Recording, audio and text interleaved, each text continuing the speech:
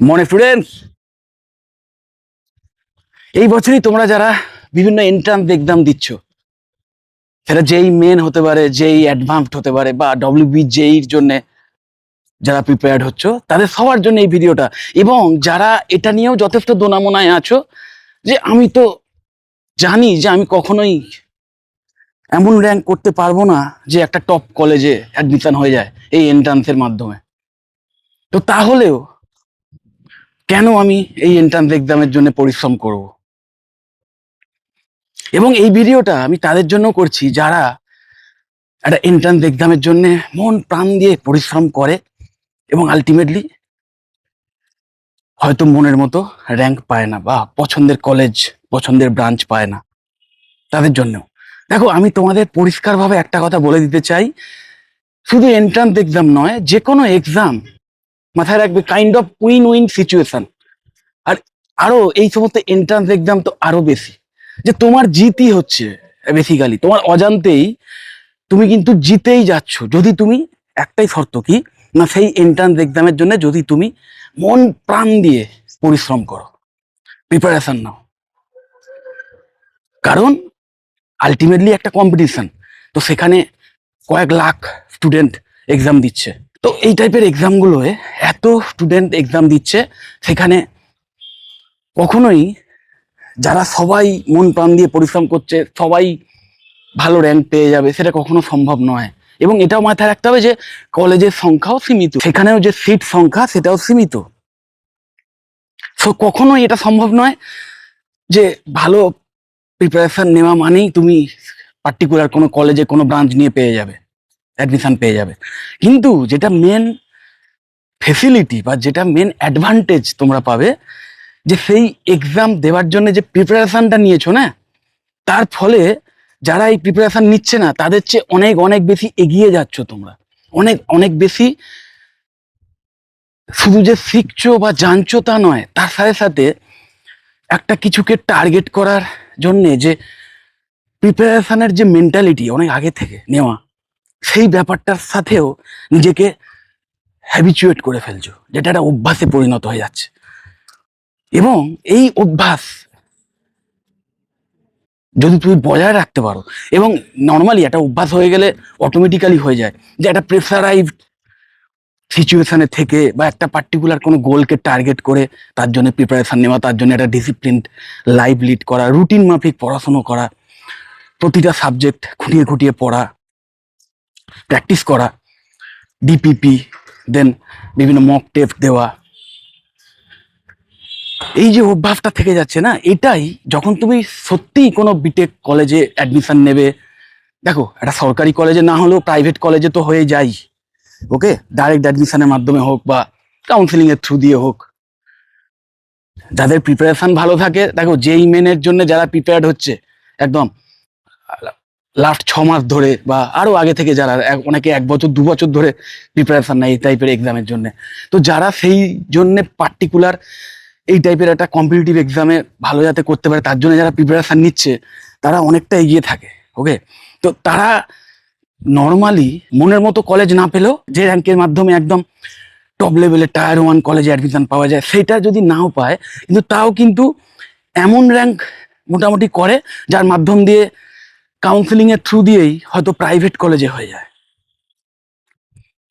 এবং সেটাও কিন্তু কম নয়, সেই সুযোগ পাওয়াটাও কিন্তু কম নয়।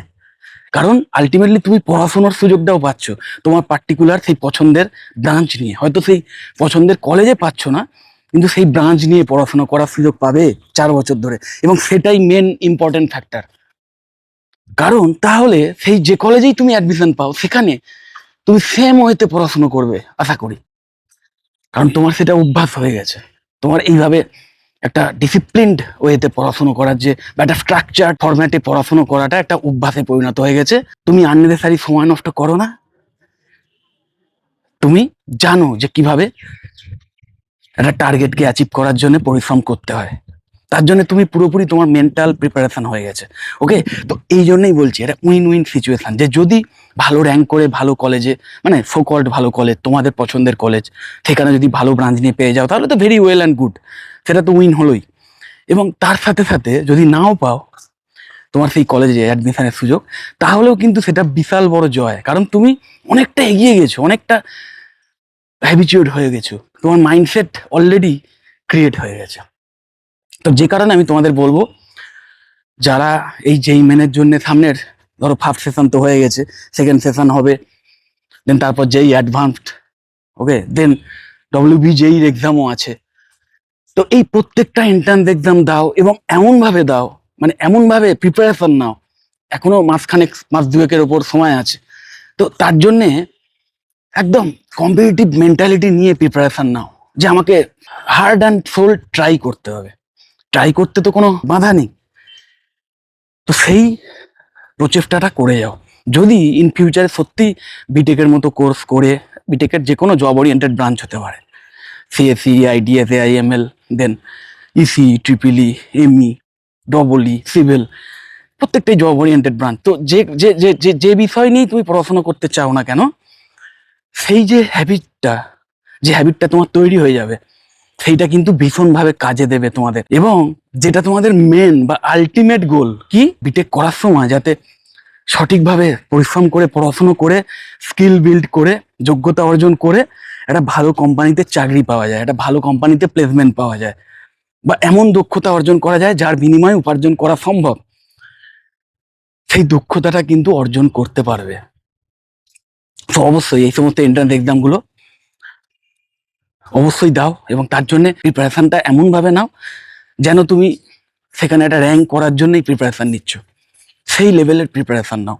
যদি কোনো কোচিং সেন্টারের হেল্প নিতে হয় নাও, আর যদি মনে করো যে না আমি নিজেই ডিসিপ্লিনড ওয়েতে, স্ট্রাকচার্ড ওয়েতে পড়াশোনা নিজেই করতে পারবো, অনলাইন বিভিন্ন রিসোর্স আছে, বিভিন্ন প্ল্যাটফর্ম আছে, তার হেল্প নাও, নিয়ে সেইভাবে পড়াশোনা করো, বই পড়ো। এমনিতেই একটা কথা আছে যে কোনো একটা পার্টিকুলার বিষয়ের উপর নলেজ নেওয়ার জন্য 10 রকম বই থেকে নলেজ নেওয়ার চেয়ে একটা বই যদি তুমি 10 বার রিপিট করো না, তাহলে কিন্তু আরো অনেক বেশি ডেপথে নলেজ পাওয়া যায়। খুঁটিয়ে খুঁটিয়ে পড়ো, এটাই বেশি ইম্পর্টেন্ট ফ্যাক্টর, ওকে। আর যদি মনে করো যে না ইঞ্জিনিয়ারিংটাই আমার টার্গেট নয়, আমি ইঞ্জিনিয়ারিং পড়ার জন্য ইন্টারেস্টেডই আমি নয়, তাহলে অন্যান্য লাইনস আছে, তাহলে অন্যান্য বিভিন্ন সাবজেক্ট আছে, অন্যান্য জব ওরিয়েন্টেড বেশ কিছু কোর্স আছে, সেইগুলোর মধ্যে যে কোনো একটাকে চুজ করে এখন থেকে সেই নিয়ে পড়াশোনা শুরু করে দাও।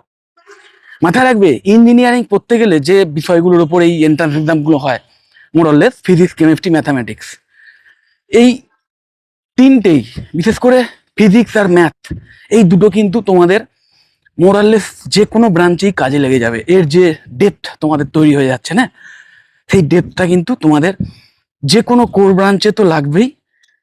সেই ডেপথের যে গুরুত্ব যে কোনো কোর ব্রাঞ্চের ক্ষেত্রে তো আছে, বিটেক সিএসির ক্ষেত্রেও রয়েছে, বিশেষ করে ম্যাথস, ওকে। তো সেটা কখনোই তোমার এমন ভাবার নয় যে এই প্রিপারেশনটা নিচ্ছি, ভালো কলেজে চান্স পেলাম না, বা যদি না পাই তাহলে পুরো পরিশ্রমটাই বৃথা যাবে, এটা ভাবাটা সম্পূর্ণ ভুল ধারণা। তোমরা এই প্রিপারেশন নিতে নিতেই প্রতিদিনই নিজেদের সাফল্যের পথে একটু একটু করে অগ্রসর হচ্ছ, এবং যেটারই কিন্তু দরকার আছে। এটা বুঝিয়ে দিচ্ছে যে তুমি তোমার সাফল্য অর্জন করার জন্য কতটা সিরিয়াস, সেই সিরিয়াসনেসটাই আজকের যুগে দরকার। এবং সেটাই কিন্তু আলটিমেটলি অনেক স্টুডেন্টের সাফল্যের, মানে ম্যাক্সিমাম স্টুডেন্টদের সাফল্যের মেন কারণ হয়ে যায় সেই সিরিয়াসনেসটা। আমি এমন অনেক কেস দেখেছি যেখানে সেই স্টুডেন্ট মন প্রাণ দিয়ে পরিশ্রম করে কোনো একটা এন্ট্রান্স এক্সামের জন্য পড়াশুনো করেছে, কিন্তু আলটিমেটলি পছন্দের কলেজ বা পছন্দের ব্রাঞ্চ পায়নি, এবং কাউন্সেলিং এর মাধ্যম দিয়ে, কেউ কেউ ইভেন ডাইরেক্ট অ্যাডমিশনের মাধ্যম দিয়ে প্রাইভেট ইঞ্জিনিয়ারিং কলেজে অ্যাডমিশন নিয়েছে, এবং সেই একই সিরিয়াসনেস, সেই সিরিয়াসনেসটা বজায় রেখে পড়াশোনা করেছে, এবং 4 বছর পরে দুর্দান্ত প্লেসমেন্ট পেয়ে গেছে নিজের যোগ্যতায়। কারণ এটা অলরেডি আশা করি তোমরা জানো যে যে প্লেসমেন্ট তারাই পায় যারা যোগ্য হয়, কোনো কলেজের জন্য নয়। এবং তুমি যত একটা জিনিসের পেছনে সময় দেবে, যত একটা জিনিসের পেছনে পরাজয় হওয়ার পরেও, মানে ওই পরাজয় মানে আমি এখানে ওই পার্টিকুলার কলেজে চান্স না পাওয়ার পরাজয়টাকে বলছি, যদিও সেটা পরাজয় নয়, তাও এটাকে যদি তুমি পরাজয় ধরেও নাও, তাও তুমি সেই একই মেন্টালিটি রেখে যদি তার পরের স্টেজে এসে, মানে সেই পড়াশোনাটা করার সময় যেটার জন্য এন্ট্রান্স এক্সাম দিচ্ছ বেসিক্যালি। এন্ট্রান্স এক্সাম দিচ্ছ কেন, যে কোনো একটা পার্টিকুলার ব্রাঞ্চ নিয়েই পড়তে চাই, তো সেই সুযোগটা যখন পাবে তখন যদি সেই মেন্টালিটি বজায় রেখে এগো, তাহলে কি আবার মানে সোজা কথা তোমার একটা সোকল্ড পরাজয় হলো, তারপরেও তুমি হার না মেনে আবার একই মেন্টালিটি নিয়ে পড়াশোনা করছো এক ঘুমে ভাবে, এবং তার ফলে তারাই সাকসেস পেয়ে যায়। Try and try again. নিশ্চয়ই জানো, যারা লেগে পড়ে থাকে কোনো বিষয়ে একঘুমে ভাবে, তারাই আলটিমেটলি সাফল্যটা পায়। ওকে, তো কোনোভাবেই নিজেদের ডিমোটিভেটেড হতে দিও না কারোর কথা শুনে, বা নিজের প্রতি হীনমন্যতায়, যে সারা ভারতবর্ষের সব টপ টপ স্টুডেন্টরা এই পরীক্ষা দেবে, এখানে আমি কি ওই লেভেলের র্যাঙ্ক করতে পারবো, এইসব ভেবে নিজেকে কখনোই ডিমোটিভেটেড করবে না। নিজের মোটিভেশন ধরে রাখো, এবং নিজের ছোটখাটো যে সাফল্য না, প্রতিদিনের যে সাফল্যগুলো, যে কোনো একটা সলিউশন সেটা পারছিলে না গতকাল, আজকের পারছো, কোনো একটা বিষয় গতকাল অব্দি বুঝছিলে না, আজকে সেই বিষয়টা ক্লিয়ার হয়ে গেছে, এগুলোকেও সাফল্য হিসেবে ভাবো, এবং তার ফলে তুমি তোমার নিজের মোটিভেশন হয়ে উঠবে, এবং তার চেয়ে বড় কিছু হতে পারে না। যখন তুমি প্রতিদিনই সাফল্য উপভোগ করবে ছোটখাটো এই সমস্ত অ্যাচিভমেন্ট গুলো থেকে, তখন তুমি এমনিতেই একজন ডেডিকেটেড পার্সন হয়ে উঠবে, এবং ডেডিকেশন আলটিমেটলি শেষ কথা বলে। ওকে, তো যাই হোক, যদি এই বিষয়ে আরো কিছু জানতে চাও, কোনো এন্ট্রান্স এক্সাম সম্পর্কে কোনো তথ্য চাও, বা কোনো বিটেকের ব্রাঞ্চ, জব ওরিয়েন্টেড ব্রাঞ্চ সম্পর্কে কিছু জানতে চাও, বা বিটেক ছাড়া তুমি যদি ইঞ্জিনিয়ারিং ডিগ্রি আলটিমেটলি না করতে চাও, অথচ পিসিএম স্টুডেন্ট, এবং দোনামোনায় আছো যে বিটেক না করে অন্য কোনো লাইনে গেলে, মানে ইঞ্জিনিয়ারিং ছাড়া অন্য কোন কোন লাইনে গেলে ভালো চাকরির সুযোগ থাকতে পারে, এই সমস্ত বিষয় নিয়েও যদি কিছু জানতে চাও, আমাকে কল বা হোয়াটসঅ্যাপ করতে পারো, আমি তোমাদের হেল্প করে দেওয়ার চেষ্টা করবো। যদি মনে হয় ভিডিওটা হেল্পফুল, অবশ্যই লাইক করো, চ্যানেলটা যদি সাবস্ক্রাইব না করে থাকো এক্ষুনি সাবস্ক্রাইব করো, আর এই ভিডিওটা যতটা পারো শেয়ার করে দিও। টাটা।